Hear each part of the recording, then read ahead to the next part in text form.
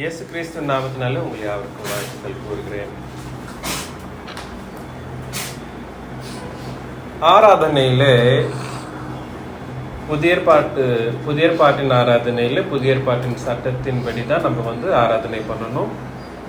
புதிய ஏற்பாட்டின் சட்டத்திட்டங்களை நம்ம எப்போ பார்க்குறோமோ, புதிய ஏற்பாடும் இல்லை உடன்படிக்கை கவர்னன்ட் இல்லை, கவர்னன்ட்டையும் சர்ச்சையும் சபையையும் நம்ம பிரிக்கவே முடியாது. எதை பிரிக்க முடியாது? உடன்படிக்கையையும் சபையையும் நம்ம என்ன பண்ண முடியாதுன்னா, கூடாது கிடையாது, முடியாது. சபையும் பிரிக்கவே கூடாது, பிரிக்க முடியாது ஆக்சுவலி. அதனால் இன்னைக்கு நம்ம சபையை பற்றி இன்னைக்கு கொஞ்சம் விஷயங்களை ஆராய போகிறோம். சபை என்றால் என்ன? சபை என்றால் என்ன? சபை என்றால் என்ன? ஒரு வாட்டி 1 கொரிந்தியர் 1 அதிகாரம் 2-3 வசனம். 2 வசனம். கிறிஸ்து இயேசுவுக்குள் பரிசுத்தமாக்கப்பட்டவர்களாயும் பரிசுத்தவான்கள் ஆகும்படி அழைக்கப்பட்டவர்களுமாய் இருக்கிற தேவனுடைய சபைக்கும். தேவனுடைய சபை என்ன சொன்னா, என்னவா? கிறிஸ்து இயேசுவினால் பரிசுத்தமாக்கப்பட்டவர்கள், அப்புறம் அழைக்கப்பட்டவர்கள். 2 பேரும் பரிசுத்தமாக்கப்பட்டவர்கள், பரிசுத்தமாகதற்கு அழைக்கப்பட்டவர்கள். 2 விதமான விஷயங்களை எங்க சொல்றத நம்ம பார்க்கிறோம். இப்ப உலகத்துல பார்க்கிறோம், கிறிஸ்துவின் சபைன்னு சொல்லக்கூடிய ஒரு பொய்யான சபை இருக்கு இல்லைங்களா? நம்மளது கிடையாது. நம்மளது கிறிஸ்துவின் சபை, அது உண்மையான சபை. பொய்யான சபையில நம்ம பார்க்கிறோம், அவங்க ஒரு வித்தியாசமான தேவனுடைய வார்த்தைக்கு விரோதமான ஒரு டெஃபினிஷனை கொடுப்பாங்க. என்ன தெரியுங்களா? எப்பயாவது இந்த வேர்டை நீங்க கேள்விப்பட்டிருக்கீங்களா?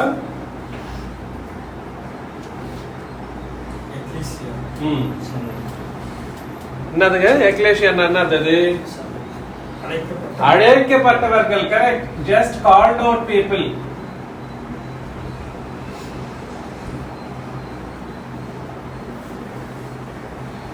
அழைக்கப்பட்டவர்களை மட்டும்தான் என்ன சொல்றாங்கன்னா எக்லேசியான்னு சொல்லிட்டு அவங்களையே சபை என்ற மாதிரி ஒரு பொய்யான கருத்தை சபையில் இருக்கிறவங்களுக்கு உபதேசம் பண்றதும் உலகத்தாருக்கு உபதேசம் பண்றதும் நம்ம பார்க்கிறோம். ஆனா வசனம் என்ன சொல்லுதுன்னா, தேவனுடைய வசனம் என்ன சொல்லுது? புதிய ஏற்பாட்டின் சட்டத்தின்படி சபை என்ன not the called out people, the people who had been called out for becoming the பரிசுத்தவான்கள், holy people, saved out people. யாரெல்லாம் பரிசுத்தமாக்கப்பட்டார்களோ அவர்களை மட்டும் தான் என்ன சொல்லப்படுதுன்னா சபை என்ன சொல்லப்படுது. அதுக்கு கிரீக் வேர்ட் குறியோகான்னு சொல்றாங்க. This is called the temple of God. இதுதான் சபை, இல்ல டெம்பிள் ஆஃப் லார்ட்.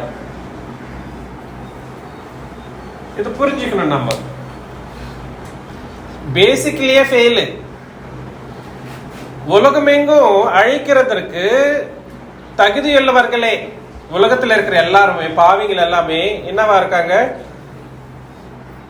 அழிக்கிறதற்கு தகுதி உள்ளவர்கள். ஆனா அவங்க தகுதி இருந்தாலும் அவங்க சபையை நம்ம சபையை கூப்பிடுறதுக்கு இல்லை.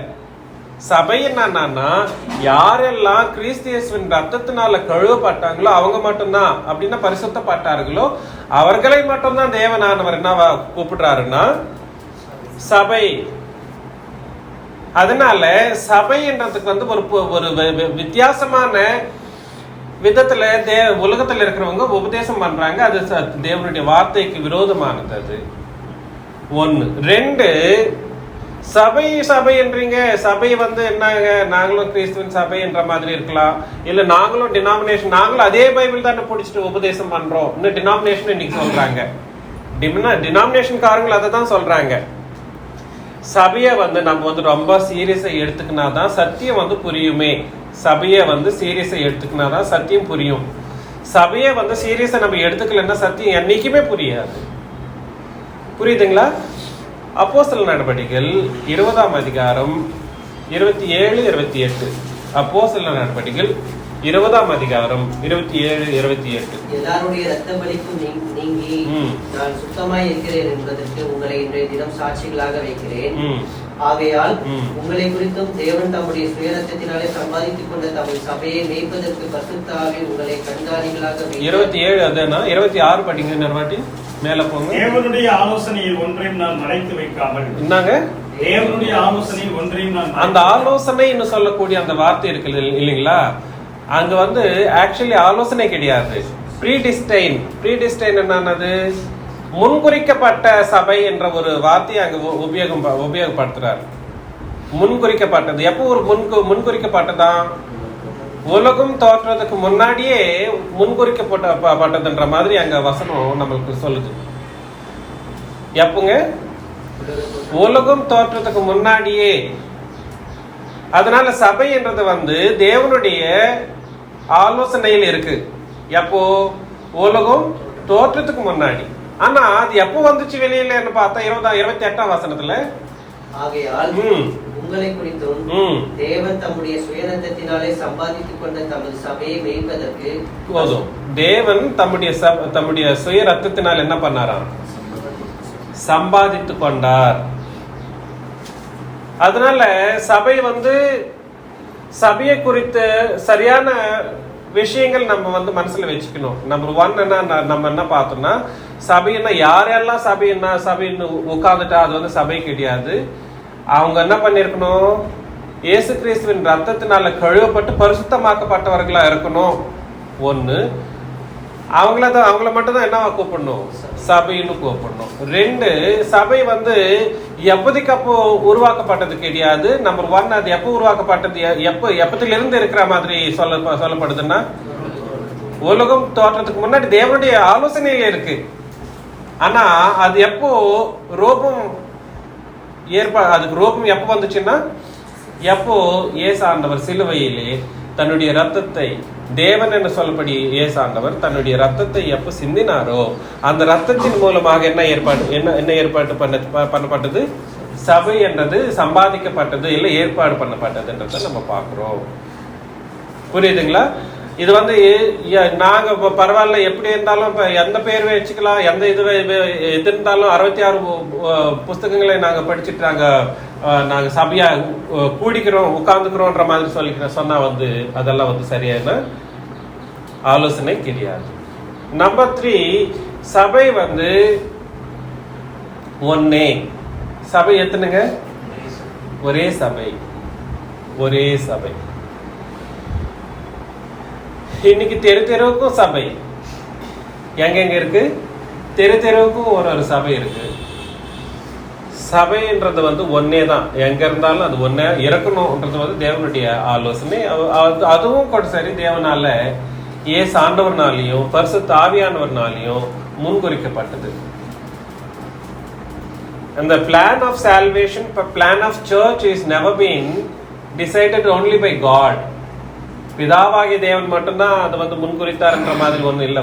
வசனங்களை நம்ம பாக்குறப்போ 3 பேரும் சமமாக என்ன பண்ணாங்கன்னா, அதை டிசைட் பண்ணி முன்குறிக்கப்பட்டாங்க. அது பிளான் போட்டாங்க. அதை வந்து நடத்துறதுக்காக, சபையை ஏற்பாடு பண்றதுக்காக டிசைட் பண்ணாங்கன்றத வந்து நிர்ணயித்தாங்கன்றத நம்ம பார்ப்போம். ஆனா இங்க நான் சொல்ல வேண்டிய விஷயம் என்னன்னா, சபை வந்து ரோட்டுக்கும் இல்ல தெருவுக்கும் ஒரு சபை இருக்கிறதுக்கு வாய்ப்பே கிடையாது. அது சபை இல்ல, அது ஒண்ணு வாய்ப்பு இருக்காதுன்னா அது சபையானா இருக்க தப்பா இருக்கலாம், இல்ல இங்க வசனமானா தப்பா இருக்கலாம். ரோமர் 16ஆம் அதிகாரத்துல 3ஆம் வசனம். ரோமர் 16:3. கிறிஸ்து இயேசுவுக்கு என் முதல் வேலையாட்களாகிய கிறிஸ்துவாவையும் வாழ்த்துங்கள். அவர்கள் என் பிராணனுக்காக தங்கள் கருத்தை கொடுத்தவர்கள். அவர்களை பற்றி நான் மாத்திரமல்ல, புறஜாதியில் உண்டான சபையார் எல்லாரும் நன்றி. புறஜாதிகளிலே உண்டான சபையார் எல்லாரும் என்று சொல்லப்படுற அந்த விஷயத்தை நம்ம பார்க்கிறோம். புறஜாதிகளிலே சபை இருக்குங்களா? இருக்கு. சபையா இல்ல சபையாரா? சபையார் எல்லாரும். என்னன்னா it denotes the plurality.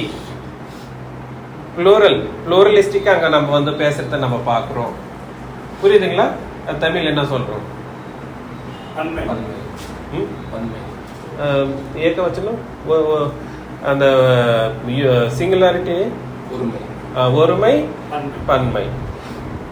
அங்க வந்து புளூரல்ல பேசுறத நம்ம பார்க்கிறோம் இல்லைங்களா? அங்க வந்து ஒரு சபையை பத்தி பேசுறது இல்ல. அதுலயே அந்த அகுலா அந்த பிரிஸ்கில்லான்ற அவங்க வீட்லயும் சபை வந்து கூடி வருது, அவங்களையும் சபை கூடி வருது. அப்புறம் புறஜாதிகள்லயும் சபைகள் ஏற்பாடு பண்ணப்பட்டது. நெக்ஸ்ட் அங்க படிச்சுட்டே வந்துட்டு இருந்தோம்னா அந்தந்த இடத்துல இருக்கக்கூடிய சபைகள் எல்லாத்தையும் பேசிட்டே வர்றப்போ எல்லா சபையில இருக்கிறவங்க எல்லாருக்கும் வாழ்த்துக்கள் சொல்லிட்டே வர்றதை நம்ம பார்த்துட்டு வரோம். 16ஆம் வசனத்துல என்ன சொல்றாரு? வாழ்த்துங்கள், கிறிஸ்துவின் சபையார் உங்களை வாழ்த்துகிறார்கள். அப்படின்னா என்ன அர்த்தம்னா, எல்லா சபைகளே அந்த சபைகள் இருக்கிற எல்லாருக்கும் வாழ்த்துக்கள் சொல்லிட்டே வந்துட்டு ஃபைனலா எல்லாத்தையும் சேர்த்து ஒரே பேர் வச்ச மாதிரி கிறிஸ்துவின் சபையார் எல்லாரும் உங்களை என்ன பண்றாங்களாம்? வாழ்த்துகிறார்கள். என்ன அர்த்தம்? எங்க இருந்தாலும் எத்தனை பேர் இருக்கணும்? எத்தனை பேர் இருக்கணும்? சபைக்கு எத்தனை பேரு? ஒரே பேரு வைக்கப்பட்டது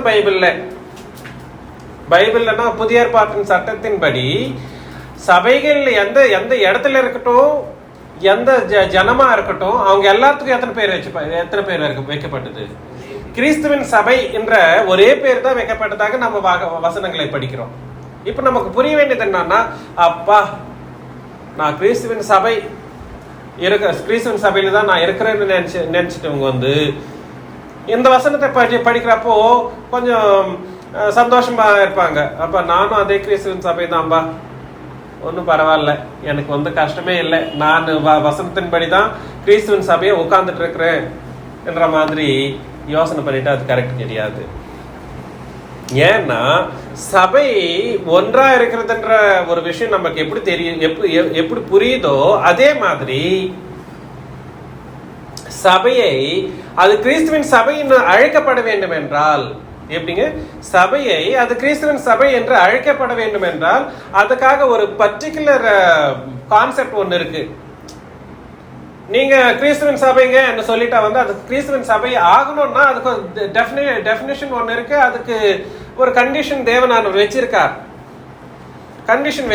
யார் எல்லாரும் நான் கிறிஸ்துவின் சபைன்னு டினாமினேஷன் சொல்லிட முடியாது, அவங்க சொல்ல மாட்டாங்க. ஃபர்ஸ்ட் ஆஃப் ஆல் அவங்க பேரே மாறிடுச்சு, அவங்க பேரே சபையின் பேரே மாறிடுச்சு. எபேசியர் 1ஆம் அதிகாரம் 23ஆம் வசனத்துல நம்ம பார்க்கிறோம். எபேசியர் 1:23 கொஞ்சம் ஃபாஸ்டா போகலாம். எல்லாவற்றாலும் நிரப்புகிறவருடைய நிறைவாகிய சரீரமான சபைக்கு, பாத்தீங்களா, சரீரம் என்ற சபை இப்ப எந்த ரூபத்தில் இருக்குங்க? சபை எந்த ரூபத்தில் இருக்கு? சரீரம் என்ற ரூபத்தில் இருக்கு. இயேசு கிறிஸ்துவனுடைய சரீரம் இப்ப எந்த ரூபத்தில் இருக்கு? சபையின் ரூபத்துல தான் இருக்கு. புரியுதுங்களா? இப்ப இயேசு கிறிஸ்துவனுடைய சரீரத்துக்கு நீங்க பேர் வைக்கலாமா? இயேசு கிறிஸ்துவனுடைய சரீரத்துக்கு நீங்க பேர் வைக்க முடியுமா? கொலோசியர் 1:23, கொலோசியர் 1ஆம் அதிகாரம் 23ஆம் வசனம். அங்கேயும் அதான் சொல்றார்.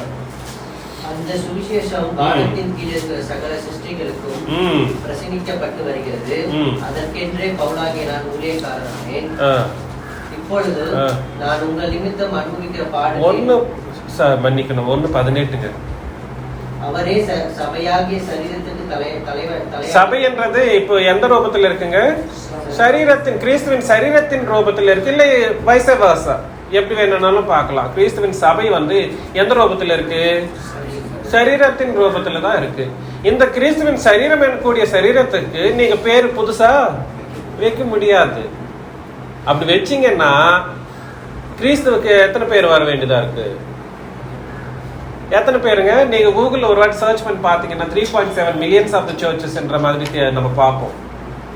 அத்தனை ஒரு பேருக்கு, ஒரு சரீரத்துக்கு அத்தனை பேருன்னா அது வந்து ஊகிக்கிறது கூட தப்பா இருக்கும். என்னங்க அது நம்ம யோசனை பண்ணிக்கணும். சபை என்றது எத்தனை? ஒரே சபை, ஒன்னே, ஒரே சரீரம் எனக்கூடிய சபைக்கு ஒரே பேரு. Name should be one. ஒரே சரீரம் எனக்கூடிய ஒரே சபைக்கு ஒரே பேர் எப்படி இருக்கோ அதே மாதிரி ஒரே தலைவர் தலைவரா இருக்கிறார். ஒருவரே தலைவரா இருக்கிறார். யார் அந்த ஒருவர்? இயேசு கிறிஸ்து. இப்போ தலை இருக்கு, சரீரம் இருக்கு, அதுக்கு ஒரே பேருன்னு சொல்லிடலாம். பார்க்கலாங்களே, வேற எந்த கலர் இருக்க? வேற கலர் இது இருக்க?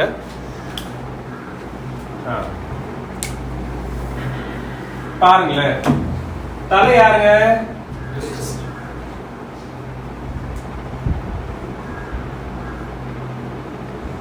சரீரம் யாருங்க?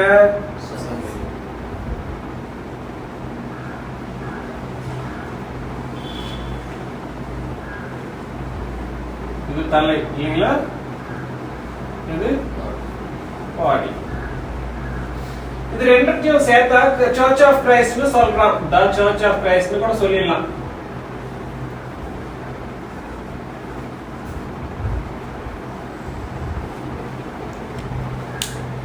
இதுதாங்க எங்களுடைய சபை, இதுதான் கரெக்ட். எங்களுக்கு கிறிஸ்து மட்டும்தான் என்னவா இருக்கார்? சிறியா இருக்கார், இல்ல தலையா இருக்கார். நாங்க மட்டும் என்னவா இருக்கிறோம்? சபையா இருக்கிறோம்னு சொல்லிடலாம். ஈஸி. நான் வாய்க்கு நான் இது இருக்கா, கட்டுப்பாடு இருக்கா? Anybody can tell. டினாமினேஷன்ஸ் எப்படி சொல்றாங்களோ அந்த மாதிரி இவங்களும் சொல்லிக்கலாம். பட் சபை என்றது கிறிஸ்துவின் சபை என்று அழைக்கப்பட வேண்டும் என்றால் தேவனுடைய சத்தியம் ஒண்ணு இருக்கு, அதை நம்ம புரிஞ்சுக்கணும். கிறிஸ்துவின் சபை எப்ப ஆகுது இந்த சபை? அதுதான் நமக்கு தெரியும். கொலோசியர் 2ஆம் அதிகாரத்துல, கொலோசியர் 2ஆம் அதிகாரம் 18-20 வசனம் வரைக்கும் நம்ம படிக்கலாம்.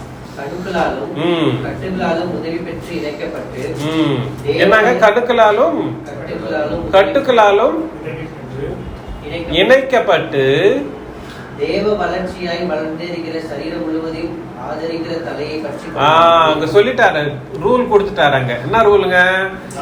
தலை இருக்கு, சரீரமும் இருக்கு, சர்வ சரீரமும் இருக்கு. ரெண்டுத்தையும் இணைக்கிறது எதுமா? என்னமா? ரெண்டுத்தையும் இணைக்க கணுக்களும் கட்டுக்களும். அதுதான் நம்ம புரிஞ்சுக்கணும். இதுதான் இங்க இம்பார்ட்டன்ட். அங்க இங்கிலீஷ்ல பார்த்தோம்னா வெயின்ஸ் பாக்குறோம். இங்க அந்த வெயின்ஸ் என்ன பண்ணுது? வெயின்ஸ் என்ன பண்ணுதுங்க? பிளட் சர்க்குலேஷன் பண்ணுது. புரியுதுங்களா? பிளட் சர்க்குலேஷன், பிளட்டை என்ன டிரான்ஸ்போர்டேஷன் பண்ணுது. எல்லாம் பாடியில் இருக்கிற எல்லா ஒரு இது பார்ட்ஸ்க்கும் பிளட் சர்க்குலேஷன் பண்ணுது. அது வெயின்ஸ் என்ன பண்ணுதுங்க? பிளட் சர்க்குலேஷன் பண்றதும் அதனுடைய வேலையே. கணுக்களும் கட்டுக்களும் ரெண்டும் அதுதான் பண்ணுது. அது புரிஞ்சுக்கங்க. நான் அது எப்ப வேணும்னா நீங்க பாத்துக்கலாம். பிளட் சர்க்குலேஷன் பண்ணுது. ஹெட்டுக்கும் பாடிக்கும் பிளட் சர்க்குலேஷன் இல்லைன்னா என்ன ஆகும்? எந்த பார்ட்ஸோ எந்த பாட்டுக்கு அந்த பாட்டு என்ன ஆயிடும்? செத்துடும். என்ன ஆயிடும்? செத்து. நான் இங்க சொல்ல வர்றது என்ன விஷயம் என்னன்னா, பிளட் எந்த ரூபத்துல இருக்கு? இப்ப எங்களது சரீரம்ன்ற சபை என்ற நான் எங்களுக்கு சிறை கிறிஸ்துன்னு சொல்றேன். ஆனா இந்த பிளட்டை காத்துல கலந்துட்டியே. பிளட் என்னங்க? உடன்படிக்கையின் ரத்தம். உடன்படிக்கையின் ரத்தம். அதனால நான் என்ன சொல்ல வரேன்னா, புதிய ஏற்பாட்டின் சபை எனக்கூடிய சபை எதை கிறிஸ்துவின் சபைன்னு அழைக்கப்படணும்னு சொல்ல பண்ணா, அந்த சபையில நடத்தக்கூடிய காரியங்கள் எல்லாமே சரி எந்த உடன்படிக்கையின்படி இருக்க வேண்டியதா இருக்குது சொல்லணும். இப்ப ஞானஸ்தானம் நீங்க எல்லாம் எடுத்தீங்க, சந்தோஷம். I'm really happy that you have all taken the baptism. அது எந்த உடன்படிக்கையின்படி ஞானஸ்தானம் எடுத்தீங்க? புதிய உடன்படிக்கையின்படி ஞானஸ்தானம் எடுத்தீங்க. இன்னைக்கு கிறிஸ்துவின் சபைன்னு சொல்றவங்க எல்லாமே சரி எந்த உடன்படிக்கையின்படி, உடன்படிக்கைன்றதே தெரியாது முதல்ல. அங்கே ஃபெயிலு. எங்க ஃபெயில் ஆயிட்டாங்க? உடன்படிக்கை, புதிய ஏற்பாட்டின் உடன்படிக்கை கிறிஸ்துவின் சிலுவையில் இருந்து உண்டாக்கப்பட்டது இல்ல இப்ப ஏற்படுத்தப்பட்டதுன்றத நம்ம தேவனுடைய வசனம் அவ்வளவு கிளியரா சொல்லி இருந்தோம். மத்தேயு, மார்க்கு, லூக்கா, யோவானையும் புதிய ஏற்பாட்டின் சட்டத்தின் கீழே எடுத்துட்டு அப்படி இயேசு கிறிஸ்துவையும் புதிய ஏற்பாட்டின் உபதேசகராக மாத்தி விட்டுட்டு, எப்படிங்க இயேசு கிறிஸ்துவையும் புதிய ஏற்பாட்டின் உபதேசகராக மாத்தி விட்டுட்டு, சரி புதிய ஏற்பாட்டின் உபதேசராக மாற்றி விட்டுட்டீங்க, ஓகே. அப்போ அவரை நீ பின்பற்றப்போ அவர் எடுத்த அந்த சர்க்கம்சேஷன் என்னது? அது விருத்த சேதனம் மட்டும் ஏன் வேணான்றீங்க? அவர் 8ஆம் நாளில என்ன பண்ணப்பட்டார்? விருத்த சேதனம் பண்ணப்பட்டார். நீங்க உனக்கு எதுக்கு தேவையில்லை? அதனால மத்தேயு, மார்க்கு, லூக்கா, யோவானில இருக்கக்கூடிய அந்த காரியங்களை நம்ம கரெக்டா புரிஞ்சுக்க வேண்டியதா இருக்கு. அது நமக்கு சம்பந்தப்பட்ட நிருபம் இல்ல உபதேசமும் அதுல இல்ல. நமக்கு உண்டாக்கப்பட்ட நமக்கு கொடுக்கப்பட்ட நிருபமும் எங்க இருந்து? சகல ஜாதியாருக்கும் சகல சிருஷ்டிக்கும். அப்புறம் சுவிசேஷத்தை யாரெல்லாம் எங்கெல்லாம் கொண்டு போக சொல்லி இயேசு ஆண்டவர் அம்சார்? சகல ஜாதியாருக்கும் நீங்க போயிட்டு, எப்ப அது? அவர் மரணத்துக்கு அப்புறமா தானே. அவர் மரணித்ததுக்கு அப்புறமா தான்.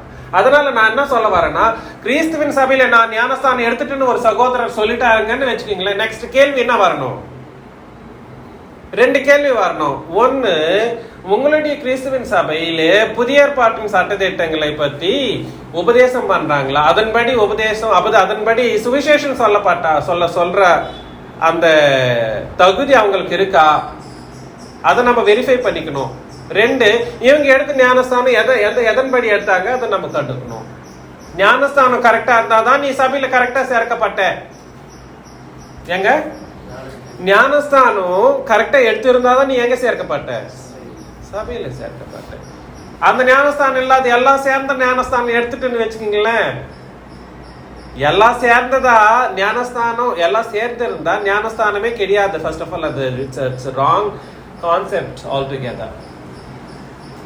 நான் சொல்ல வேண்டிய விஷயம் என்னன்னா, சபையில ஒரு வாட்டி எபிரேயர் 12ஆம் அதிகாரம் 24ஆம் வசனம் பார்ப்போம்.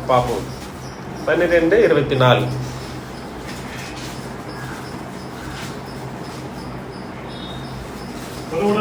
மத்தியஸ்தராகிய இயேசுவின் இடத்திற்கும் ஆபேலுடைய ரத்தம் பேசுகிறதை பார்க்கிலும் நன்மையானவைகளை பேசுகிற ரத்தமாகிய தெளிக்கப்படும் ரத்தத்தின் 2 விஷயங்களை அங்க பேசுறாரு. ஒன்னு, இயேசாண்டவருடைய ரத்தம் பேசுறத அங்க நம்ம பாக்குறோம். ரத்தம் பேசுறதுன்னா எப்படி பேசிச்சு? அந்த ரத்தம்னா புது உடன்படிக்கையின் மூலமாக இயேசு கிறிஸ்துவனுடைய ரத்தம் பேசிச்சு. அவர் ரத்தம் போயிட்டு அங்க ஏதோ கம்ப்ளைண்ட் பண்ணல. யாருடைய ரத்தத்தை கம்பேர் பண்றப்போ? ஆபேலுடைய ரத்தம் எப்போ கம்பேர் பண்ணாங்களோ, ஆபேல் என்ன கம்ப்ளைண்ட் பண்ணுச்சு? என்ன கொண்டுட்டான், என் சகோதரன் என்ன கொண்டுட்டான்னு கம்ப்ளைண்ட் பண்ணுச்சு.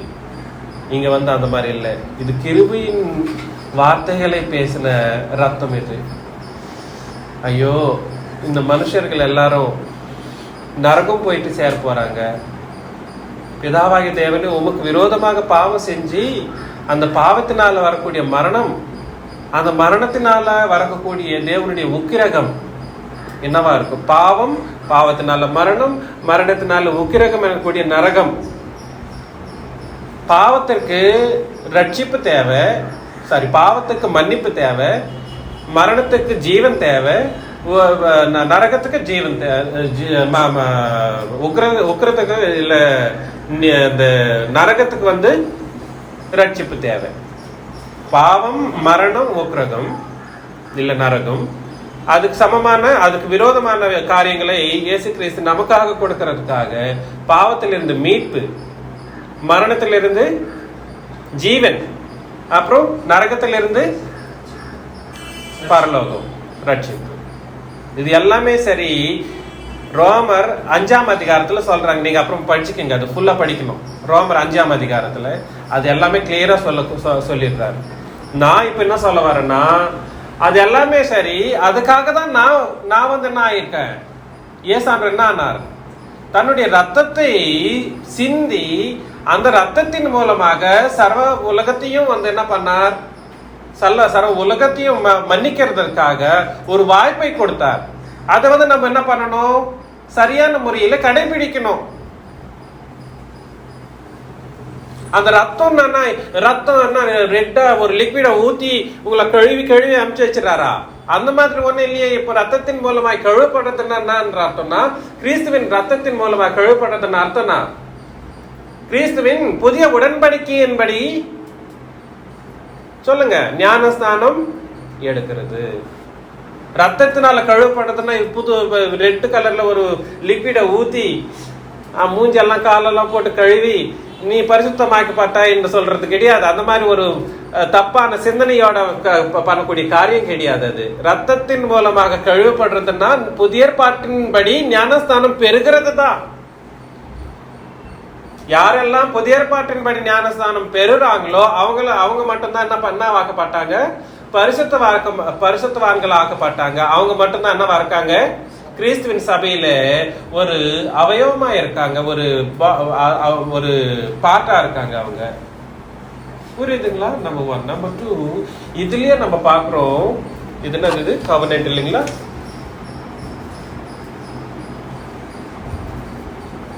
இப்ப பாக்குறோம், இன்னொரு வாட்டி படிங்களேன்.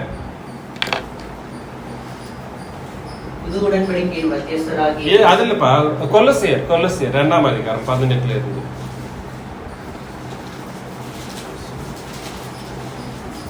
கணுக்களாலும் கட்டுகளாலும் உதவி பெற்று இணைக்கப்பட்டு தேவ வளர்ச்சியை வளர்த்திருக்கிற சரீரம் முழுவதையும் இப்ப பாருங்களேன், இப்ப நாங்க எல்லாம் ஞானஸ்தானம் எடுத்துட்டோம்னு சொல்றோம், நம்ம வரைக்கும் பார்க்கலாம்.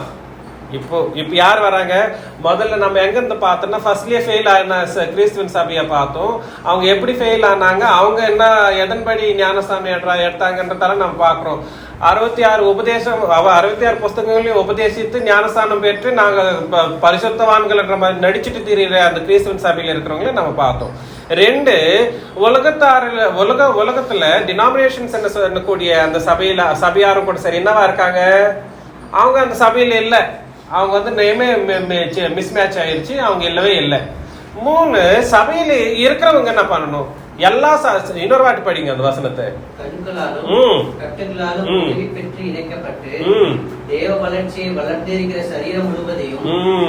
சரீரம் முழுவதும் எதனால் இணைக்கப்பட வேண்டியதா இருக்கு? உடன்படிக்கையின்படி இணைக்கப்பட்டு இருக்கணும். உடன்படிக்கைக்கு நாங்க கொஞ்சம் பேர் சகோதரர்கள் ஞானஸ்தானம் பெற்றுட்டாங்க, நாங்க புதிய ஏற்பாட்டின் சட்டத்துல தான் இருக்கிறோம்னு சொல்லிட்டு இருக்காங்க. ஆனா அவங்க என்னவா இல்ல, இணைக்கப்பட்டு இல்ல. சரீரம் முழுவதும் என்னவா இருக்கணும், எப்படி இருக்கணும்? எனக்கு சேகர் பிரதர் என்னப்பா எனக்கு காசே தரதில்ல, நான் அவர்கிட்ட நான் போக மாட்டேன்னு சொல்லிட்டு நான் ஸ்டாப் பண்ணிட்டுன்னு வச்சுக்கோங்களேன், என்ன ஆகும்? என்ன அவர் சேகர் பிரதரை பத்தியோ இல்ல தினேஷ் தம்பியை பத்தியோ இங்க டிஸ்கஷன் வரக்கூடாது. சபையை பத்தி நீ யோசனை பண்ணணும். எதை பத்தி யோசனை பண்ணணும்? நாளைக்கு நம்ம சபையில யாரும் உங்க எல்லாருக்கும் சொல்ல வேண்டிய விஷயம் என்னன்னா, தேவனுடைய கட்டளைகளை புதிய ஏற்பாட்டின் சட்டத்தின்படி நான் நடந்துக்கிறேன்னு சொல்லி அன்னைக்கு நீங்க ஞானஸ்தானம் எடுத்தீங்க. நான் புதிய ஏற்பாட்டின் சட்டத்தின்படி தான் நடந்துக்குவேன்னு சொல்லி நீங்க எனக்கு வாக்கு கொடுத்து தேவனானவருக்கும் பரிசுத்தாவியானவருக்கும் இயேசு கிறிஸ்துவுக்கும் நீங்க வாக்கு கொடுத்துட்டு தான் ஞானஸ்தானம் எடுத்தீங்க. எடுத்ததுக்கு அப்புறமா சபையின்படிதான் சபையின் முறைமையின்படிதான் நம்ம என்ன பண்ணணும்னா, சபையில நம்ம இருக்கணும். சபையின் முறைமையின்படி, ஒரு சகோதரன் முறைமையின்படியோ வேற யாரின் முறைமையின்படியோ நீ சபையில் இருக்கக்கூடாது. சபை எப்படி போனோம் அப்படிதான் போனோம். சபை எந்த டைம்ல மீட் பண்ணணும்னு நினைச்ச சபையின்படி தான் நடத்தணும் எல்லா காரியமும். இல்ல இன்னும் வச்சுக்கிறேன், இல்ல நான் சபையே தப்புன்னு சொல்லிட்டு சபையை தப்பு பண்ணிட்டு நான் செப்பரேட்டா போயிட்டேன்னா நான் எங்க போகணும்? அங்க வசனம் சொல்லுது, மாயமான தாழ்மையிலும் தேவதூதருக்கு செய்யும் ஆராதனையிலும் விருப்பமுற்று காணாதவைகளை துணிவாய் நுழைந்து தன் மாம்ச சிந்தையினாலே வீணாய் இருமாப்பு கொண்டிருக்கிற எவனும். மாம்ச சிந்தை எப்ப வருது அப்பதான் அந்த மாதிரி இருப்பாங்க. உங்கள் பந்தய பொருளை நீங்கள் இழந்து போகாதபடிக்கு. பாத்தீங்களா, பந்தய பொருள் ஒண்ணு இருக்குங்க. That is the ultimate goal for everybody whoever is sitting in here. நம்மளுடைய எல்லாருடைய கோல் பந்தய பொருள் ஒண்ணு இருக்கு. அந்த பந்தய பொருளை நம்ம என்ன பண்ணிக்கணும்? அதை தானே நம்ம இப்ப பைபிள் படிக்கிறோம், அவங்க டினாமினேஷன்ல இருக்கிறவங்க அதுக்காக தான் யோசனை பண்ணிட்டு ராங் ரூட்ல போயிட்டு இருக்காங்க. கிறிஸ்துவின் சபைன்னு சொல்லிக்கொண்டு தப்பான ஒரு ஆலோசனையில 2 நிருபங்களையும் ஒன்றாய் சேர்த்து தப்பான முறையில பரலோக என்ன பொருள், பந்தய பொருளை நாங்க எங்களுக்கு இருக்குன்ற மாதிரி யோசனை பண்ணிட்டு போறவங்களும் அங்க வர முடியாது. 3, சபையிலேயே இருந்துட்டு சபை கூட நீ இணைப்படாத இருந்தா உனக்கும் என்ன இல்லை, உயிரை கூட விட்டுடு. நான் சொல்றேன், இன்னைக்கு சொல்றேன் பாருங்களேன், உயிரை கூட விட்டுடு. நீ பட்டினியா கூட இரு, நீ எப்படியான கூட இரு. ஆனா சபையில மட்டும், சபையை விட்டு பிரிஞ்சு மட்டும் நீ எதுவுமே பண்ணக்கூடாது. உயிரை விட்டு போதும், ஒன்னும் பரவாயில்ல, உயிரை விட்டு பரலோகத்துக்கு போயிடுவேன். அப்படின்னா நம்ம நம்ம உயிரை விட்டுட்டா நம்ம இது பண்ணிட முடியாது. Nothing will happen. ரொம்ப இதுவா ஒரு சாபமா நீங்க யோசனை பண்ணக்கூடாது. நமக்கு தேவை என்னங்க, உலகத்துல இருக்கிற இந்த உலகத்துக்காக, உலகத்துக்குரிய இந்த மாம்ச சிந்தையினால நம்ம பரலோகத்தை என்ன பண்ணக்கூடாது, விட்டுறக்கூடாது. நாளைக்கு நம்ம சகோதரர்கள் எல்லாரும் இங்க இருக்கிறோம், இன்னொரு சகோதரன் எங்கேயோ இருந்தான்னு வச்சுக்கோங்களேன், என்ன ஆகுது? இல்லைங்க, நானும் அதே நிருப்பம் ஓகே தான், எல்லாம் ஓகே தான், ஆனா நீ இங்க அங்க இல்ல. சபை கூடி வர்ற அந்த சமயத்துல சபையோட கூட நீ இல்ல. ஆன்லைன்ல இருக்கிறவங்களும் இருக்காங்க ஆல்ரெடி, அவங்க அவங்க அவங்க சபையோட கூட தான் இருக்காங்க. சபையோட கூட எப்படி இருக்காங்க, அவங்க எப்படி இருக்காங்க? ஒரே சரீரமா இருக்காங்க.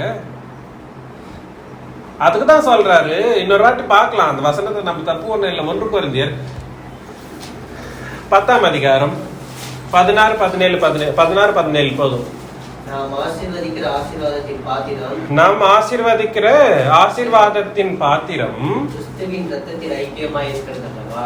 எப்படி இருக்கணுமா? என்னங்க, இன்னைக்கு சபையில விரோதமான யோசனை உங்களுக்கு யாருக்கு இருந்தாலும் அது ரொம்ப சாபம் தாங்க. சபையில் இருந்துட்டு ஒரு சகோதரனுக்கு மறு சகோதரனுக்கு, இல்ல ஒரு சகோதரிக்கு மறு சகோதரிக்கு எந்த விதமான விரோத பாவம் இருந்தாலும் அது சாபத்துக்குரிய காரியமா இருக்குது என்ற தேவனுடைய வசனம் நம்ம சொல்லுது. நெக்ஸ்ட் படிங்களேன். நாம் பிற்கிற அப்பம் கிறிஸ்துவினுடைய சரீரத்தின் ஐக்கியமாய் இருக்கிறது. கிறிஸ்துவினுடைய சரீரத்தின் ஐக்கியமாய். நாம் எப்படி பிக்கிறோம்? இவர் எங்க இருக்கார்? பவுல் எழுதுனது யாரு? அத பவுல் எழுதினார். எங்க இருக்கிறார்? எபேசி பட்டணத்துல இருக்கிறார். யாருக்கு எழுதி அனுப்பிக்கிறார்? கொரிந்தில இருக்கிறவங்க. எவ்வளவு தூரம்? 3000 கிலோமீட்டர் தூரம். அவ்வளவு தூரத்துல இருக்கிறவங்க நம்ம ஒரே ரொட்டி ஒரே அப்பத்துல நம்ம என்ன பண்றோமா? பிடிக்கிறோமா?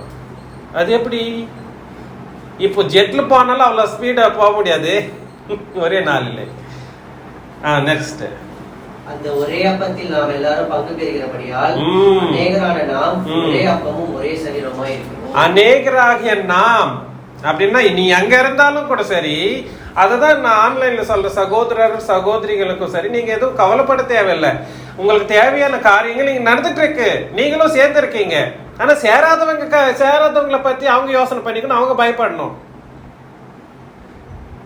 என்ன பண்ணணும்? நான் சபையில் என்ன இல்லை, எப்படி இல்லை, சேர்ந்து இல்லை, ஐக்கியமா இல்லை, இணைக்கப்படல. அது என்னவா மாறிடுமா தெரியுங்களா? அதுதான் நம்ம படிக்கிறப்போ 1 கொரிந்தியர் 11ஆம் அதிகாரத்துல அந்த 30-31 வசனத்துல நம்ம பாக்குறப்போ அங்க கிளியரா சொல்லிடுறாரு. என்ன நம்மை நாமே நிதானித்து அறிய வேண்டிய சூழ்நிலை என்ன இருக்கு? நான் ஒரு சகோதரனை என்ன நீங்க எப்ப பார்த்தாலும் தப்பே பண்ணிட்டு இருக்கீங்கன்னு அவரை நான் நிதானித்து அறிய வேண்டிய அவசியம் கிடையாது. அவரை கிரிட்டிசைஸ் பண்றது கிடையாது. ஏன்னா ரொட்டி நம்ம எப்போ நம்மளுடைய திருவிருந்தில நம்ம உட்காரப்போ கண்டிப்பா நம்ம யாருக்கு அவங்களே தான் செல்ஃப் கிரிட்டிசைசேஷன் பண்ணிக்கணும். நான் சகோதரியோ சகோதரனையோ யாரோ சொல்றது கிடையாது. ஐயோ, நான் சபையில் இணைக்கப்பட்டு இருக்கிறேன்றத நான் என்ன பண்ணணும்? செல்ஃப் கிரிட்டிசைஸ் பண்ணிக்கணும். நெக்ஸ்ட், நாம் நியாயம் தீர்க்கப்படும் போது உலகத்தோடு ஆக்கினைக்குள்ளாக தீர்க்காதபடிக்கு கர்த்தராலே சிட்சிக்கப்படுகிறோம். பாத்தீங்களா? ஆக்சுவலி அப்புறம் சிக்ஷிக்கப்படுகிறோம். ஆகையால் என் சகோதரரே, நீங்கள் போஜனம் பண்ண கூடி வரும்போது ஒருவருக்கொருவராக காத்திருங்கள்னு கூட சொல்றாங்க. இப்ப நான் வரதுக்கு லேட் ஆயிடுச்சு, நீங்க என்ன பண்ணிட்டு இருந்தீங்க? வெயிட் பண்ணிட்டு இருந்தீங்க. இந்த எந்த போஜனம் பண்றப்போ? திருவிருந்தின் போஜனம் நம்ம எப்போ பண்றோமோ அதுக்காக இவங்கெல்லாம் யாருமே ஆராதனை பண்றதுக்கு வந்து இவங்களுக்கு டைம் தான் இம்பார்ட்டன்ட்டுங்க. எந்த சகோதரன் வரானோ வரலையோ இவங்களுக்கு கணக்கில் கிடையாது. நம்ம ஸ்டார்ட் பண்ணிடலாங்க, அவங்க வராங்க வந்துடு லேட், அவங்களுக்கு என்ன அதுதானே தேவை. அது வர்றப்ப அதுக்குள்ள பாட்டு பாடிடலாம், அப்புறமா உபதேசம் பண்ணிடலாம், அதுக்கப்புறமா அவங்க வர்றாங்க அதுக்குள்ள வந்துடுறாங்க, அதுக்குள்ள அதை எடுத்துட்டா போதும். 5 காரியமும் பண்றது தான் அந்த பந்தியில சரியான முறையில் அவங்க என்ன பண்ணிட்டு இருக்காங்கன்ற அர்த்தம். 5 காரியங்கள் என்னென்ன? பாடல்கள், முதல்ல ஜெபம், பாடல்கள், அப்புறம் வார்த்தை, திருவிருந்து, காணிக்கை. இந்த 5 நடத்தினாதான் அது ஆராதனையே. இந்த 5ல நீ எதை விட்டுட்டாலும் நீ ஆராதனை பண்ணல. அதுக்காக தான் அங்க சொல்றாரு, என்ன சொல்றாருன்னா அப்படின்னா டிசிப்ளின் போயிடும். உன்னுடைய டிசிப்ளின் யாருக்கு தேவை? இங்க சபை எல்லாமே சேர்ந்து ஒருமித்தாய் தேவனை என்ன பண்ணணும்? ஆராதனை பண்ணணும். நம்மளுடைய ஆண்டவராகிய இயேசு கிறிஸ்துவை என்ன பண்ணணும்? ஆராதனை பண்ணணும். ஆராதனை பண்ற விஷயத்துல கூட தப்பா பண்ணிட்டு இருக்காங்க. இயேசு கிறிஸ்து ஆராதனைக்குரியவர் அல்லன்ற மாதிரி கூட உபதேசம் பண்ணிட்டு இருக்காங்க. எத்தனை வசனம் சொல்லுது ஆராதனை பண்ணணும். எந்த விஷயத்திலும் ஒருமித்து வர மாட்டேன்றாங்க. கிறிஸ்துவின் சபைன்ற அந்த கிறிஸ்துவின் சபையில இருக்கிறவங்களே தப்பான உபதேசங்களை பண்ணிட்டு நம்மளுடைய நிருபத்தை, நம்மளுடைய கவனன்ட்டை வந்து தூரமா போட்டுட்டு அவங்க என்ன பண்ணிட்டு இருக்காங்கன்னா அப்படி போயிட்டு இருக்காங்க. இங்க இருக்கிறவங்க என்ன பண்ணணும்? இதுதான் நான் சொல்ல வேண்டிய முக்கியமான விஷயம். சபையில இருக்கிறவங்க ஒரு வாட்டி புதிய ஏற்பாட்டின் சபையில நம்ம சேர்க்கப்பட்டுட்டோம்னு வச்சுக்கீங்களா, எந்த காரணத்தை கொண்டும் என்ன பண்ணக்கூடாது? உடன்படிக்கையின் மீறி நடக்கக்கூடாது. அங்க நீங்க அந்த எந்த வசனம் கரெக்டா படிக்கல, கொஞ்சம் பேர் பலவீனம் ஆயிடுவாங்களாம். அதுக்கப்புறமா என்ன வருமா? ஹெல்த் இஷ்யூஸ் வருமா, அதுக்கப்புறம் மரணமே வரும், சாவே வரும்ன்ற மாதிரி சொல்றாங்க. 1 Corinthians 11:29. அபாஸ்தரமாய் போஜனம் பண்ணுகிறவன் கர்த்தருடைய சரீரம் இன்னதென்று நிதானித்து அறியாததினால். கர்த்தருடைய சரீரம் எத்தனைங்க? இங்க நம்ம அப்பத்தை பீடுறப்ப கர்த்தருடைய சரீரம் என்ற சாப்பிடுற விஷயத்தை பத்தி அங்க பேசல. இன்னொரு வாட்டி படிங்களேன். அபாஸ்தரமாய் போஜனம் பண்ணுகிறவன் கர்த்தருடைய சரீரம் இன்னதென்று நிதானித்து அறியாததினால். கர்த்தருடைய சரீரம் என்னதென்று நிதானித்து அறியாதபடியினால். கர்த்தருடைய சரீரம் நம்ம அந்த பிரெட் வந்து நம்ம கிட்ட வரப்போ நம்ம என்ன யோசனை பண்ணிக்கிறோம்?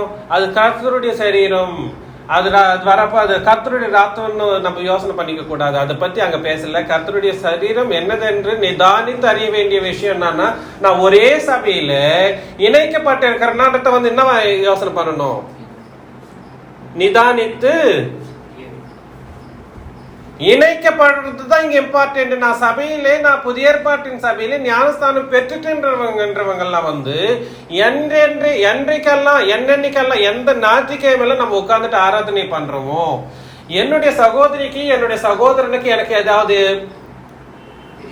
பிரிவினை கூடிய ஆலோசனை இருக்கோ இல்லையோன்றத வந்து நம்ம என்ன பண்ணிக்கணும்? ரீசெக் பண்ணிக்கணும். ஒருவேளை அக்காவுக்கு நான் விரோதமா பேசியிருந்தா நான் மன்னிப்பு கேட்கணும். இல்ல தேவனுடைய விஷயம் தேவன் கிட்ட நான் என்ன பண்ணணும்? மன்னிப்பு கேட்கணும். நான் அதுதான் சொல்றேன். தேவனுடைய வசனம் அதுதான் சொல்லுது.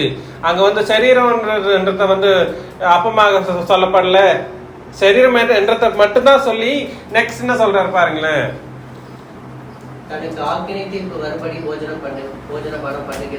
போஜனமும் இந்த சரீரத்தை போஜனமும் பானமும் பண்ற ஒரு விஷயத்தை பத்தி அங்க சரீரம் வந்து இதுவா சொல்லப்படல, என்னது பிரெட்டாக சொல்லப்படல. அங்க என்ன சொல்ல, சரீரம் என்றதை வந்து சபையை பத்தி தான் குறிக்கிறது.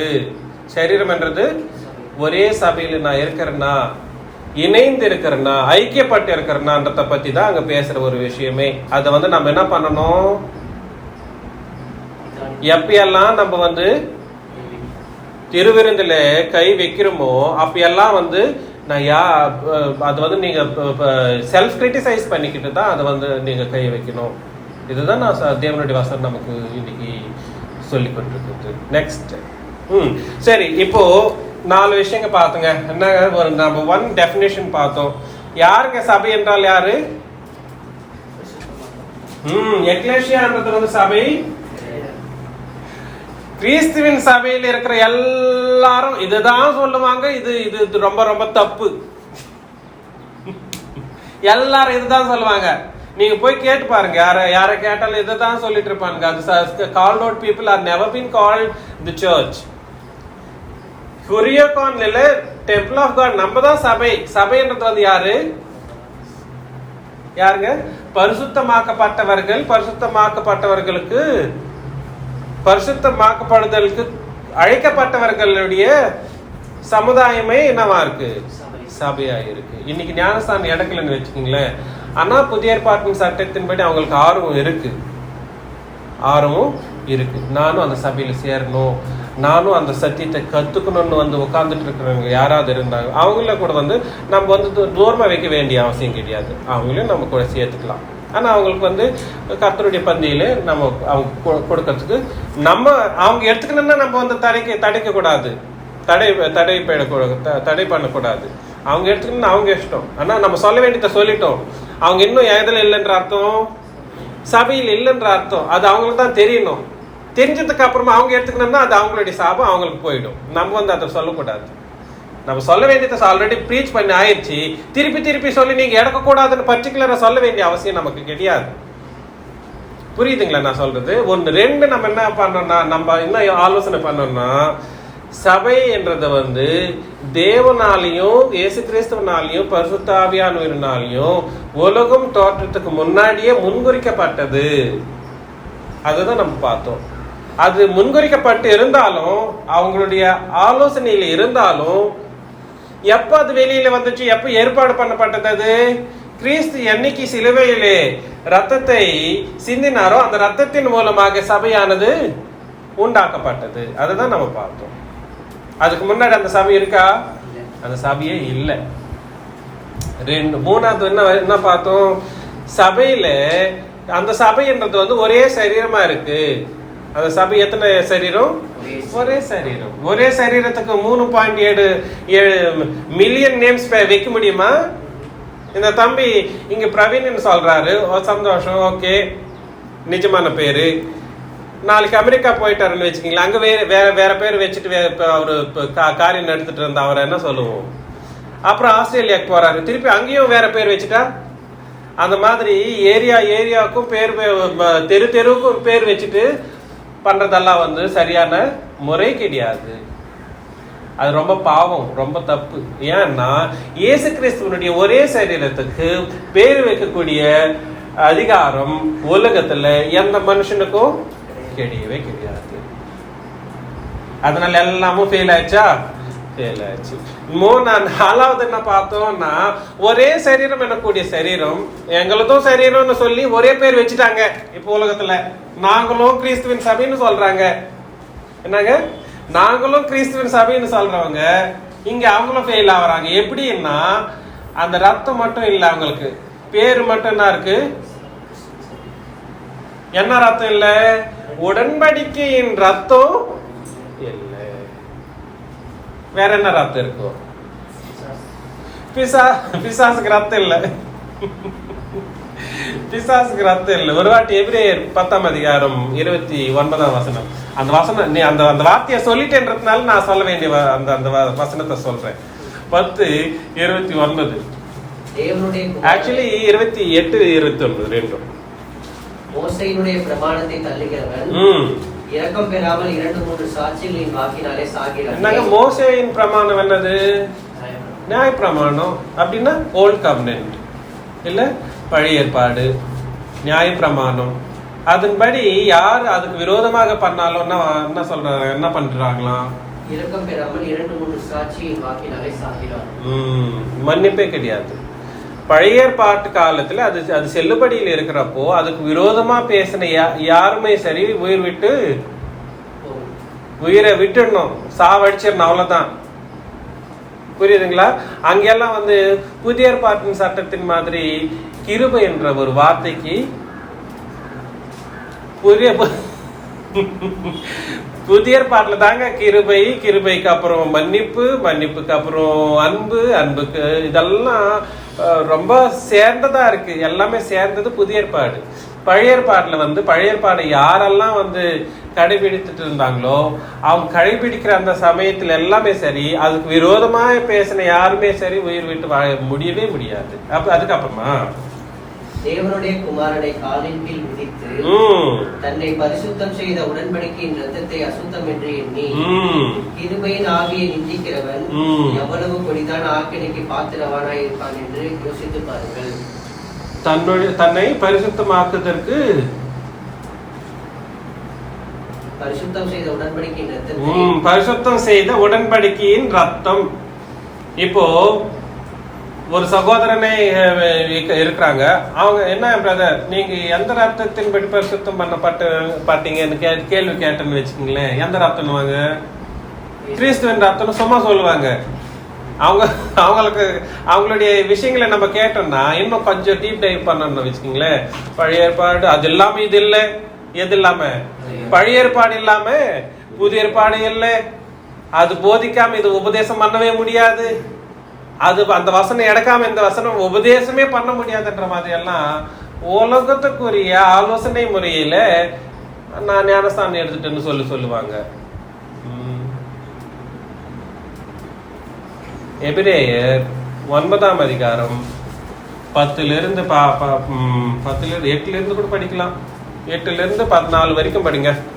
அதனாலே முதலாம் கூடாரம் நிற்கும் அளவும் பரிசுத்த ஸ்தலத்திற்கு போகிற மார்க்கம் இன்னும் வெளிப்படவில்லை. இன்னொரு வாட்டி.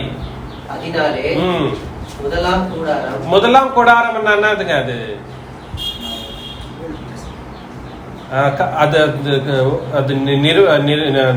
நியாயப்பிரமாணத்தையே குறிக்குது. குடாரம் வந்து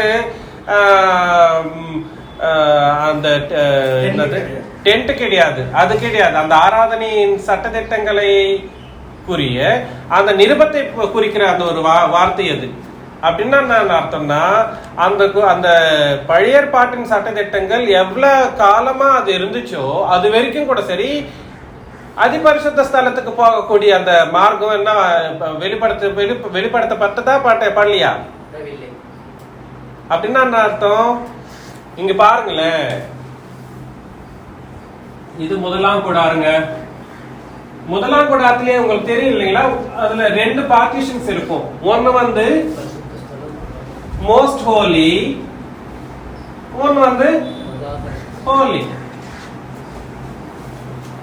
இது வந்து அதிபரிசுத்த ஸ்தலம், இது வந்து பரிசுத்த ஸ்தலம்.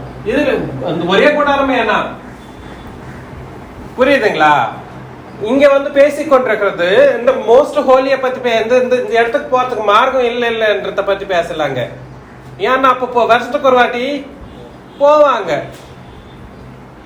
புரியுதுங்களா நான் சொல்றது? ஆனா இது இந்த குடாரம் இருக்கிற வரைக்கும் கூட சரி. அப்படின்னா இந்த ஆராதனையின் சட்டதிட்டங்கள் எத்தனை காலமா நடைபிக்கப்பட்டதோ அத்தனை காலமும் கூட சரி பரலோகம் எனக்கூடிய அதிபரிசுத்த ஸ்தலத்துக்கு போகக்கூடிய மார்க்கமே வெளிப்படவில்லை. அப்படின்னா என்ன அர்த்தம்னா பழைய ஏற்பாட்டுல இருக்கிறவங்க யாருமே கூட சரி இன்னும் கூட எங்க போல பரலோகம் போகல. அப்புறம் நெக்ஸ்ட் வெளிப்படவில்லை என்று பரிசுத்த ஆவியானவர் தெரியப்படுத்தியிருக்கிறார். அந்த கூடாரம் இக்காலத்திலே உதவுகிற ஒப்பனையா இருக்கிறது. அதற்கேற்றபடி செலுத்தப்பட்டு வருகிற காணிக்கைகளும் வரிகளும் ஆராதனை செய்கிறவனும் மனசாட்சியை பூர்ணப்படுத்த கூடாதவைகளாம். அதெல்லாம் அந்த காலத்துல என்னென்ன ஆராதனை பண்ணாங்களோ பலி சமர்ப்பித்தாங்களோ அவங்க எல்லாம் கூட என்னவா இல்ல பூரணராக்கப்படல. நெக்ஸ்ட் இவைகள் சீர்திருத்தல் உண்டாகும் காலம் வரைக்கும் நடந்தேறும்படி கட்டளையிடப்பட்ட போஜன பானங்களும் பலவித சீர்திருத்த அது என்ன இதெல்லாம் முடியணும். ஏப்போ இதெல்லாம் முடிய வேண்டிய காலம் வரும், அது வரைக்கும் இதெல்லாம் நடந்துட்டு வந்துட்டு இருக்கோம்னு சொல்றாரா? நெக்ஸ்ட் சரீரத்திற்கேற்ற சடங்குகளுக்கே அல்லாமல் வேறல்ல. ஆ. கிறிஸ்துவானவர் வரப்போகிற நன்மைகளுக்குரிய பிரதான ஆசாரியரால் வெளிப்பட்டு கையினால் செய்யப்பட்டதாகிய இந்த சிருஷ்டி சம்பந்தமான கூடாரத்தின் வழியாக அல்ல. பாத்தீங்களா? அது எதை குறிக்குது? அது கையினால் செய்யப்படாத கூடாரம் எது? அது சபை. பெரிதும் உத்தமமான கூடாரத்தின் வழியாகவும் வெள்ளாட்டுக்கடா இளங்காலை இவர்களுடைய ரத்தத்தினால் அல்ல. எந்த ரத்தம் இல்ல? அந்த காலத்துல வெள்ளாட்டுக்கடா, அந்த கடா, மாடு, புறா, யாழியா இருந்தா புறாவாகலும் கண்டிப்பா என்ன பண்ணணும் என்னங்க? அந்த ரத்தத்தினால் அல்ல, தம்முடைய சொந்த ரத்தத்தினாலும் ஒரே தரம் மகா பரிசுத்த ஸ்தலத்திலே பிரவேசித்து நித்திய மீட்பை உண்டு பண்ணினார். எவ்வளவு ஒரு மிராக்கிளஸ் இன்ஃபர்மேஷன் அது. என்னங்க? அவர் அந்த ரத்தத்தினால போகலையா? எந்த ரத்தத்தினால? இந்த காலகட்டத்துல என்னெல்லாம் நடத்தினாங்களோ இதன்படி அப்ப வழியே இல்லை. எங்க போறதுக்கு? மகா பரிசுத்த ஸ்தலம் எனக்கூடிய பரலோகத்துக்கு போகக்கூடிய வழியே இல்லை, ஏற்படுத்தப்படல. வழி எதன் மூலமா ஏற்பாடு பண்ணப்பட்டதான்? இயேசு கிறிஸ்துவனுடைய சுய ரத்தத்தினால. எப்போ சிலுவையிலே தன்னுடைய சரீரம் என்றது அவர் அடிக்கப்பட்டு அவர் மரணித்தாரோ அப்பவே சபை என்னவாச்சு? உருவாக்கப்பட்டது. அந்த சபையின் குடாரம் எனக்கூடிய அதன் மூலமாக இயேசாண்டவர் எங்க போனாராம்? அங்கத்துக்கு போயிட்டாராம். தன்னுடைய ரத்தத்தை கையில் பிடிச்சிட்டு போயிட்டாரு. அந்த ரத்தம் கிடையாதுன்னு சொல்ற. ரத்தம்ன்றது என்னதுங்க? இப்போ லிக்விட் கிடையாது. It is not a liquid, it is denoting here. It is something, the covenant that is to be well understood. That is what I am trying to tell here. உங்களுக்கு எல்லாம் புரிய வேண்டிய விஷயம் நான் ரத்தத்தின் மூலமாக மட்டும்தான் கிறிஸ்துவின் ரத்தம். இப்போ திருப்பி அங்க போயிடலாம். எபிரேயர் 10ஆம் அதிகாரம் 29. தேவனுடைய குமாரனை காலின் கீழ் விதித்து தன்னை பரிசுத்தம் செய்த உடன்படிக்கையின் ரத்தத்தை அசுத்தம் என்று எண்ணி. பாத்தீங்களா? எப்போ உடன்படிக்கையின் ரத்தம் அசுத்தமாக எப்போ மாற்றப்படும்? இந்த ரெண்டு ரத்தமும் என்ன பண்ணக்கூடாது? சேர்க்க கூடாது. அதனால தான் பிசாசுக்கு ரத்தம் இல்ல. இந்த ரத்தத்தை அங்க சேர்த்தாலே போதும். எந்த ரத்தத்தை? வெள்ளாட்டுக்கடா ரத்தமும் கிறிஸ்துவின் சுய ரத்தத்துக்கும் இந்த ரத்தத்துக்கும் மிக்ஸ் பண்றப்ப என்ன ஆயிடும்?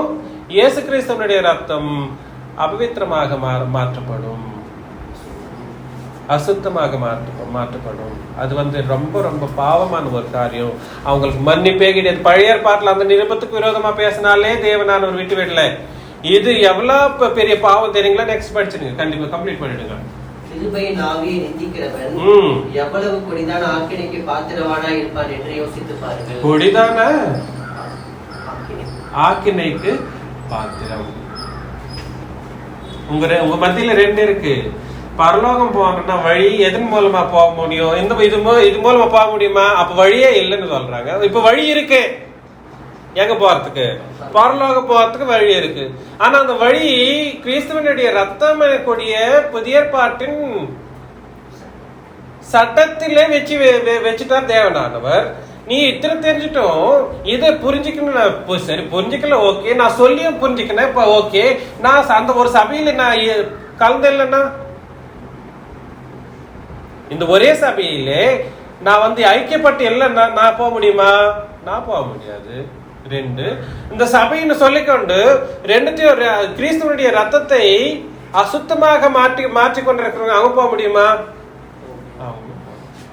அதுக்குதான் அங்க நம்ம பார்த்தோம் கொலோசியர்ல, இது கரெக்டா இந்த ஃபார்மேட் கரெக்டா இல்லைன்னா என்ன பெற்றுக்கொள்ள முடியாதா? பந்தய பொருளை பெற்றுக்கொள்ள முடியாது. இதுதான் நான் சொல்ல வேண்டியது உங்களை எல்லாருக்கும் கூட. சரி, இதை நீங்க எப்பவுமே மனசுல வச்சுக்கணும். திருப்பி இது எத்தனை வாட்டி நான் ரிப்பீட் பண்ணனாலும் பண்றேன், எனக்கு ஒன்றும் கஷ்டம் கிடையாது. இது ரிப்பீட்டடா நீங்க ப்ரீச் நான் யூடியூப்ல வைக்கிறேன், இல்லைன்னா நம்ம கிளாஸ்ல இது குரூப்ல வைக்கிறேன். ரிப்பீட்டடா கேளுங்க, மனசுல வச்சுக்கோங்க. கண்டிப்பா இதன்படிதான் நம்ம எங்க போக முடியும்?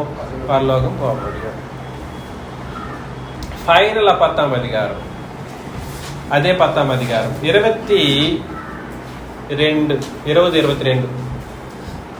அந்த மார்க்கத்தின் வழியாய் பிரவேசிப்பதற்கு 20 மேல வாசம் 19 ஆகையால் சகோதரரே நாம் பரிசுத்த ஸ்தலத்தில் பிரவேசிப்பதற்கு பாத்தீங்களா, பரிசுத்த ஸ்தலத்தில் பிரவேசிப்பதற்கு இயேசுவானவர் தமது மாம்சமாகிய திரையின் வழியாய் தம்முடைய மாம்சமாகிய சரீரம் வழியாய் புதிதும் ஜீவனுமான மார்க்கத்தை நமக்கு உண்டு பண்ணினபடியால் தேவனுடைய அந்த மார்க்கத்தின் வழியாய் பிரவேசிப்பதற்கு அவருடைய ரத்தத்தினாலே பாத்தீங்களா, ரெண்டும் வந்துருச்சு. பரலோகம் போனா ஒன்னு சரீரம், அவருடைய சரீரம் எனக்கூடிய திரை, அதுக்கப்புறமா அவர் ரத்தம் எனக்கூடிய உடன்படிக்கை. இந்த ரெண்டத்தின் மூலமா தான் யாருமே கூட சரி எங்க பிரவேசிக்க முடியும், பரலோகத்துக்கு பிரவேசிக்க முடியும். இதுல எதையும் விட்டுட்டாலும் நான் சபை, கிறிஸ்துவின் சபை, நீ 24 மணி நேரம் கூட சொல்லிட்டு உட்கார், நீ போக முடியாது நாயினா, நீ நரகம் தான் போவ. சபைன்னு வந்தாலே ஆட்டோமேட்டிக்கா இன்னொன்னு வரணும். அது என்னது? அது உடன்படிக்கை. ரெண்டுத்தையும் நம்ம பிரிக்கவே முடியாது. பிரிச்சா ரொம்ப பாவம், அது ரொம்ப பாவம், அது கொடிதான பாவம், அது நரகத்துக்குரிய பாவம், மன்னிப்பே கிடையாது. அதே மாதிரி சபையில பிரிஞ்சிருக்கிறவங்களும் எங்க போக முடியாது, பரலோகம் போக முடியாது. பிரிஞ்சு இருக்கணும்னா இப்போ சபை, தெலுங்கு சபை இருக்கு, எந்தெந்த நிறைய இடத்துல ஸ்டார்ட் ஆயிடுச்சு. அவங்க எல்லாரும் நம்ம பிரிஞ்சு இல்லைங்க, யோசனை பண்ணிக்கங்க. நம்மளுடைய நிருபமே நம்மளுடைய உடன்படிக்கையே நம்மள எல்லாத்தையும் எப்படி வச்சிருக்கு, ஒரே சபையாக நிறுத்தி வச்சிருக்கு. உங்களுக்கு யாருக்கும் ஒருத்தருக்கு ஒருத்தர் விரோதமான பாவமே இல்லை. அது தமிழா இருக்கட்டும், தெலுங்கா இருக்கட்டும், கன்னடால இருக்கிறவங்களும் இருக்காங்க, அவங்களா இருக்கட்டும். புரியுதுங்களா நான் சொல்றது? இந்த மாதிரி நாம எல்லாரும் ஒருமித்தா இருந்து, ஒரே சபையில் இருந்து, ஒரே உடன்படிக்கையின் மூலமாக பரலோகம் சேர வேண்டும் என்று உங்களுக்கு எல்லாருக்கும் வாழ்த்துக்கள் கூறிட்டு முடிக்கிறேன். இயேசு கிறிஸ்து நாமத்தால் வாழ்த்து.